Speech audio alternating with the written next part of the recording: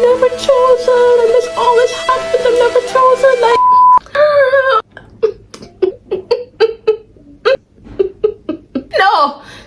no, I would not do it.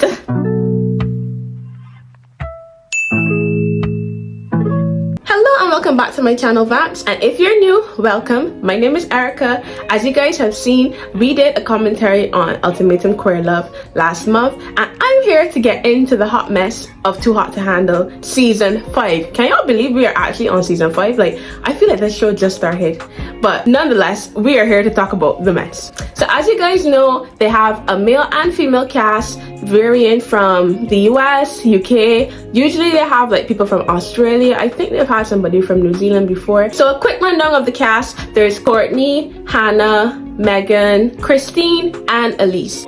And for the guys, there's Hunter, Alex, Louis, Dre, and Isaac. So we start off with Louis on the deck. Get this boat rocking. Floating sex palace.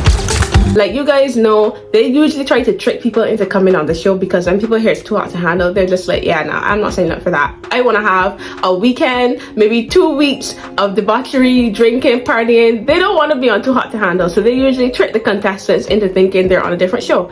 This time it was called Love Overboard. So the first cast member we see is Louis. He's on the boat, he's having a sip of champagne before everybody gets there, and then we see the introduction of the two girls, Courtney and Hannah. Immediately I was like, Hannah's had a bit of filler because those lips, girl. But I saw Courtney and I was just like, oh my goodness, Courtney looks so good. She picked the perfect bikini to show up in. I really liked Courtney from the beginning. I don't know, I think she was very pretty and she looked really well put together, and I was just like, the lace is not slipping, girl. Yes! So as more and more people come in, we see Hunter. He's an American and he has that typical surfer guy look, and then I looked down at his feet and I'm like, what are these shoes? Like, you thought you did something there? Like, anyways, I guess he was trying to show his personality, but he reminds me a lot of that one actor. I think his name is Owen Wilson. Like, I think he looks like an Owen Wilson.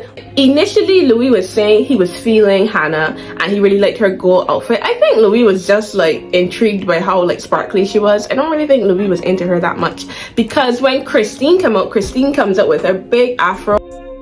Her is bouncing, her curls are bouncing in the wind, and for some reason the way how Louis was looking at her, like he was in a trance. Like, he was looking at Christine like she walked straight out of heaven. I was just like, okay, let's see where this goes. And then we meet Isaac. For some reason Isaac seems a little corny to me. We see Megan next out of the ladies. If I'm being honest, I felt like Megan was in the wrong place. Even in her like introductory segment when she was getting on a chair, it was like, girl, what are you doing? Like, you look very uncomfortable. And then we see Elise. Elise has the bleached out blonde hair and very, very dark brows.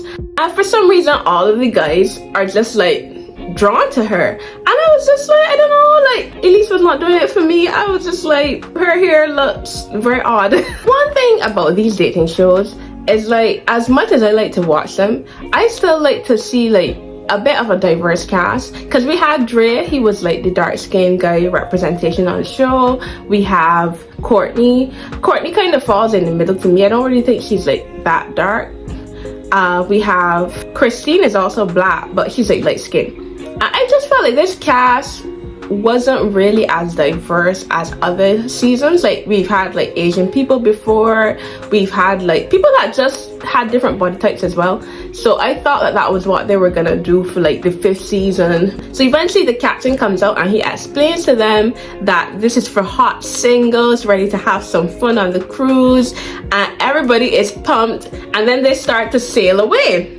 But of course the Brits gravitate to each other. So you see Elise and Alex, they start building a connection, but Hunter also has his eye on Elise, and it's kind of like the two of them vying for her affection. So we see Elise and Alex brings drinks over to her before Hunter can get to her. And you know, the Brits tend to gravitate towards each other, and then they do this thing where it's like, oh, I'm looking for some banter. Everything is banter for them, and I just like, like, please, because y'all don't be talking about anything. Like, the conversations are so dry.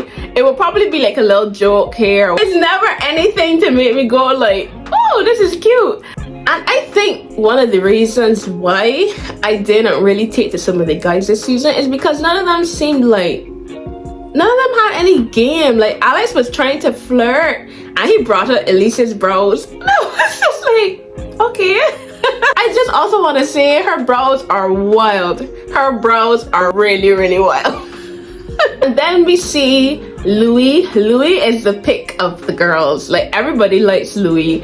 And to be honest, when I looked at the guys, I don't know, like, none of the guys were really doing it for me. And I usually say, like, I don't have a type, but at least I can pick up, like, if I find somebody attractive. And don't get me wrong, the guys were cute, the guys were hot, but I don't know, like, none of them really made me feel like, yes, like, I would pursue him. But everybody liked Louis.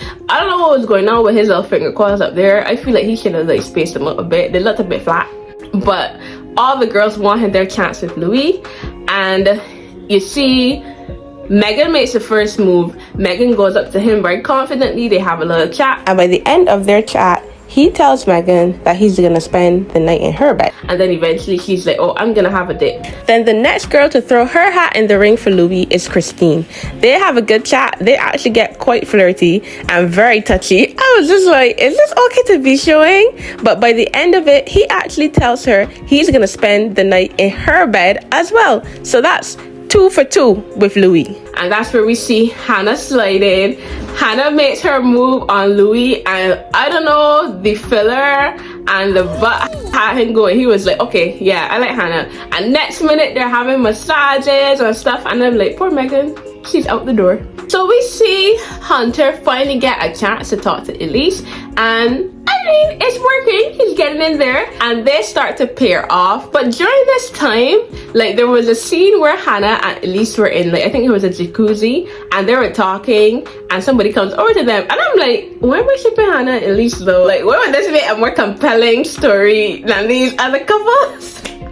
Then they sail to the other end of the island, and that's where the big reveal happens, that they are actually on Too Hot to Handle. And let me tell you, these reactions were so overplayed, because I swore I saw Dre crying. I was like, Dre, if you don't get up and wipe those tears out your eye, you cannot be that thirsty to be on a show to find people to hook up with. Like, if you guys are really getting as much action as you say you're getting, you don't need to come on a show. Like, I don't know. I feel like whenever I see the introductions and people are like, oh, I get guys, or I have a different girl every other day, I'm just like, and why are you on a show then? Like, it's not making sense. It's not adding up. If you have enough supply, you don't have to go on a show to find more of it. But Lana finally comes out with that chime, and she tells them they are on Too Hot to Handle, and everybody's world is crumbling, like they could not go without having sex. And I'm just like, these are grown people. So after Lana explains the rules of Too Hot to Handle, which we all know by now because we're on season 5, everybody is like, I can't believe that I'm here, I've been tricked and I've been duped and all that. And then they go off into the living quarters, and by the end of the night, when they're all in the living quarters, these are the couples that have kind of like started to form. So there's Elise and Hunter, there's Megan and Alex, there's Louis and Hannah, and there's Courtney and Isaac. And then the others are kind of just scattered all around, kind of sleeping with whoever they can fit in with. And that's when we get our first rule break. We see Hunter and Elise, they're the first ones to break Lana's rules. And then we see Hunter and Elise break the rules again, as if it was not enough. They break the rules a second time. And this time, Elise is starting to like not feel Hunter as much. She's just like, oh, you know, it's fun to be with him and to hang out with him, but the banter is not there. She's not getting the banter that she wants from him. And I'm like, if you would stop sucking his face for 2 seconds, maybe y'all can have a conversation. But here we are. Immediately, I'm just like, yeah, this is not gonna last very long. She seems that she wants to run as far away from that man as possible. And that is the end of episode 1, guys. Let's get into episode 2. So for episode 2, we have some rule breaks, and Lana basically breaks down the price of these rule breaks. is $3,000 per kiss, and then the price is doubled because people clearly do not care about Lana's rules. And here we have Isaac and Courtney, Hannah and Louis. They actually form a pact, and they're like, well, if you do it, we'll do it. And they decide they're gonna like break some rules together, and that's where they're out by the pool. It's Louis and Hannah that sets off the rule break, so they kiss, and then Courtney and Isaac follow suit, and you know, they have a little rule break pact going, and they're just like, yeah, we're not telling anybody. So Lana calls everybody into the cabana area to talk about these rules, and everybody is basically trying to play it cool. They're like, oh, we're not gonna say anything, we're not gonna mention it. Tell me why Isaac starts singing like a canary. Isaac is like, no, I can't hold it in anymore. And he tells everybody everything. My man tells them they made a pact. He tells them who he made the pact with, and he tells them what they did. And I'm just like, wow. So episode 2, we also see Christine start to make her move on Louis. Remember, in episode 1 when Christine came out, I felt like Louis was really attracted to Christine. And Christine is like, oh, I like to chase, I like to go after what I want, I like competition. So she starts to make a move on Louis. And she gets him alone, they have a chat. And here is where I'm just like, yeah, Louis is just as unserious as these other men, because Louis was forming a really strong connection with Hannah. They just broke a rule in the foursome pact, and then here he is having a really intimate chat with Christine, and all of a sudden he's kissing Christine and talking about how he's gonna share her bed and they're gonna get together. I just said, Christine, you are a good fool, because that man is playing you. He is playing you, and you're gonna feel it. And so said, so done, because not even a good few hours after it's time for bed, and Louis is in bed with Hannah. Now remember, Louis said he was gonna go to bed with Christine. How is he in bed with Hannah? And he is in bed with Hannah, and you know what? He breaks rules with Hannah too. And I'm just like, Christine, you look like Boo Boo the Fool. So that about sums it up for episode 2. Let's get on into episode 3. So I found by this time, Elise was kind of wearing off of Hunter. She was just like, please somebody get this man off of me. Like, she could not wait to jump ship and get away from Hunter. And she saw her way out and she took it, because Lana offered her a chance to, you know, like make up her mind and choose. And here is where Elise skins up the apple cart for everybody. Elise is like, you know what? I choose Alex. And Elise starts to go on a date with Alex, and you know, things start to blossom, and they're like, you know what? We have banter. We can do this. Y'all, sorry about my British accent. That accent is horrible, but I do try. So they start to realize they have good banter, and they're gonna like date and stuff, and it's a question of like, so what are we gonna do when we get back to bed? Because as you know, Alex has been sleeping with Megan and Elise has been sleeping with Hunter, and now it's that awkward moment where they're both walking hand in hand and they're all like shy and sheepish, and Megan is like, what's going on? Because as far as Megan was concerned, her and Alex were getting along well. But now Alex and Elise have decided they're gonna spend the night in bed together, and basically he kicks Megan to the curb. Okay guys, let's get into the part of the show where I was like, girl, stand up! Stand up! You're weak in the knees. Megan realizes that Alex is going off with Elise, and Megan had the nerve to get on TV and say that she is never chosen. I want better for sis. Sis, I want better for you. Don't ever utter those words again. She has never been chosen. Whenever it comes down to her and another girl, the guy always chooses the other girl. And I'm like, nobody can get that information out of me. Nobody could have gotten that information out of me. The FBI, the CIA. What are you doing, Megan? And then the waterworks start. I will never let them see me sweat. I will have to hold a little corner in the bathroom and cry into a towel or something, but I was not gonna lay in bed and tell people I don't ever get picked, I'm not ever chosen, and start to cry in front of the people that I just got dumped for. Like, girl.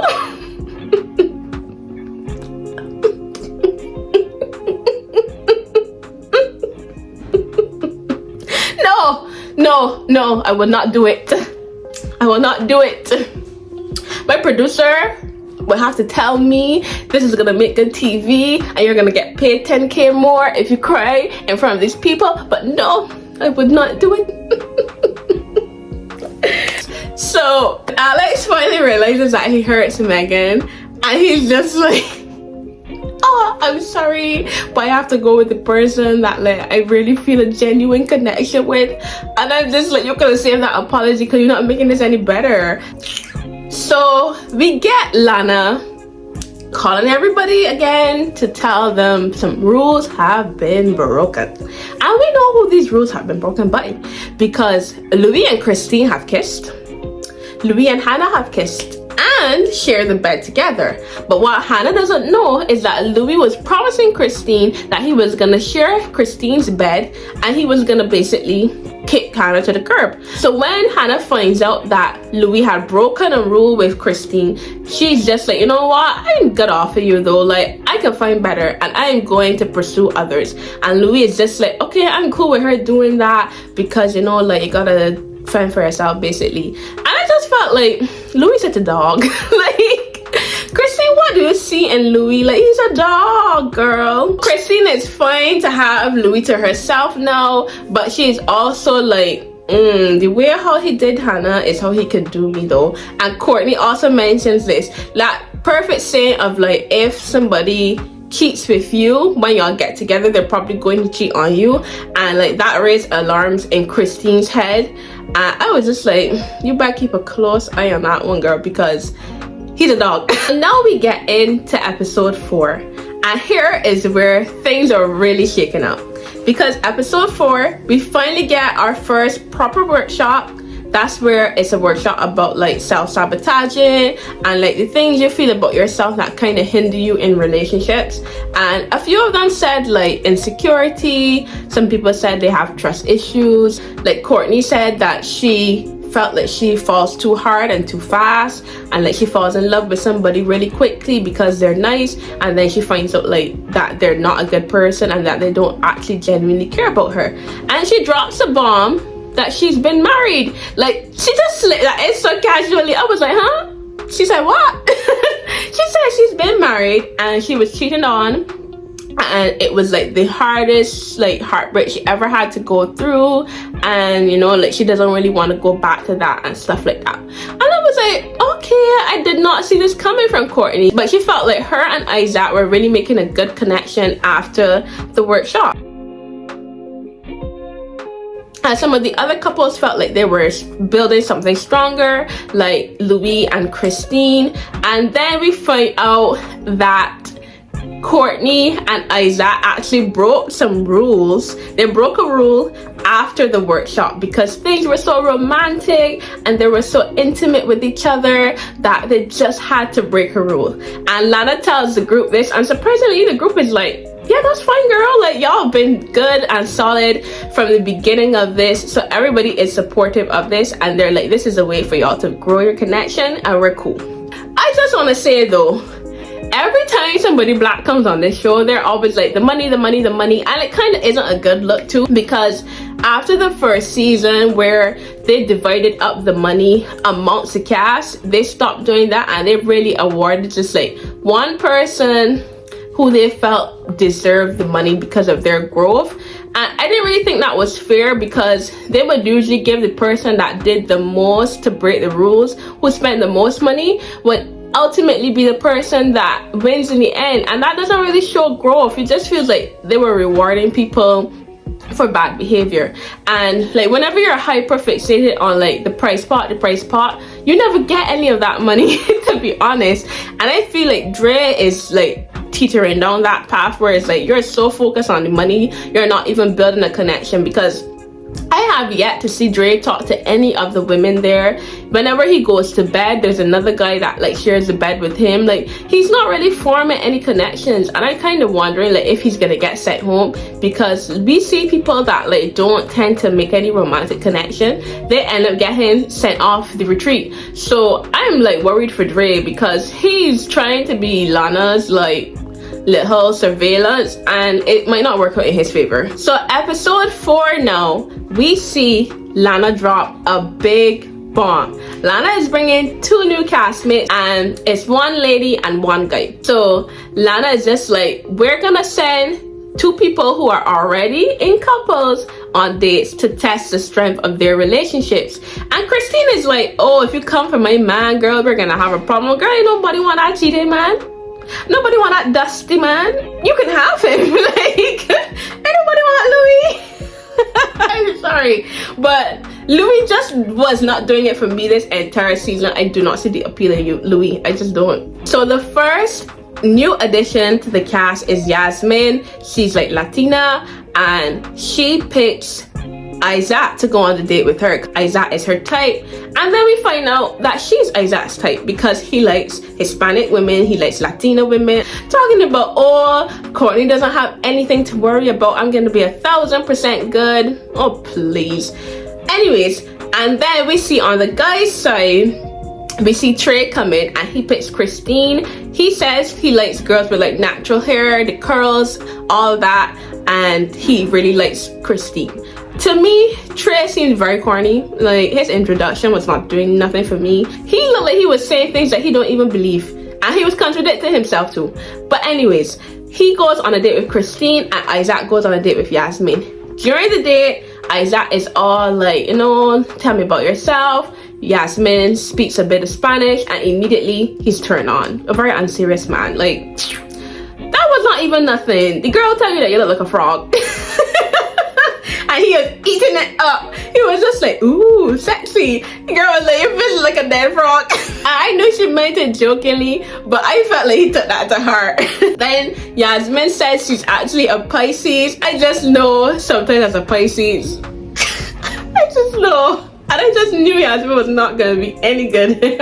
I could just sense she was trouble from the start. They planted her there just to cause chaos and wreak havoc. And I was kind of eating it up. So during the day, Isaac is liking Yasmin. And they get to the point where he admits like he's seeing Courtney. But it's not serious. And imagine this man gonna say it's not serious when just last night he was having an intimate moment with Courtney and they were having a nice little kissing session and talking about like their insecurities and getting deeper and closer, and this man can have the nerve to sit up on that beach and talk about how it's not that serious and how he's feeling Yasmin and he's in danger because Yasmin is his type and yada yada yada, and Yasmin is loving it because she is here just to stir the pot. So eventually she's like, oh, do you want to kiss me? Because you know the rules don't apply on these dates. He basically says like, yeah, I want to kiss you, and you know, like we have like a hall pass, and he goes in for the kiss. He kisses Yasmin, and you know what is even worse? He decides that Yasmin is the one he wants, and when he gets back to the house, she's sleeping with him for the night, and he's kicking up Courtney. And I said, this man is a dog. He has now joined the ranks of a dog, along with Louis. He can go up there. Very unserious. He goes off with Yasmin. The date is done. They return back, and his hand is slung over her by the chair while all the guys are asking her about herself, because he basically wants to let them know she's already spoken for, so don't even try to set eyes on her.